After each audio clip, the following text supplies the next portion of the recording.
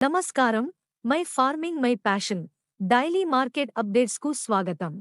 సిరిసెనగ ఈ ఏడాది దేశంలో ఏప్రిల్ సిరిసెనగ దిగుమతులు క్రితం ఏడాది ఇదే నెలతో పోల్చితే 64,583 టన్నుల నుండి తగ్గి 36,007 టన్నులకు పరిమితమైంది. ఇతర అపరాలు గణనీయంగా పెరిగి సమృద్ధిగా సరఫరా కొనసాగుతున్నందున ధరలు పురోగమించడం లేదు.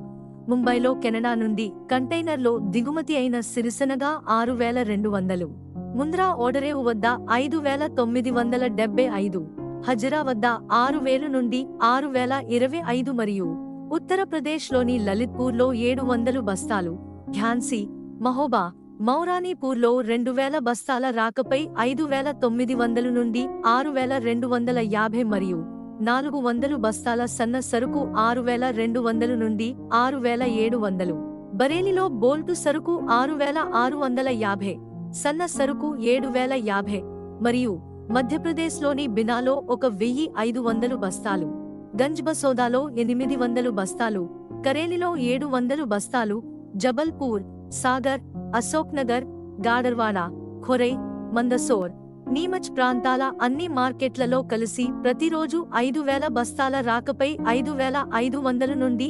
6,480, ఇండోర్ మార్కెట్లలో దేశీ సరుకు 6,250 నుండి 6,275 ప్రతి క్వింటాలు ధరతో వ్యాపారమైంది.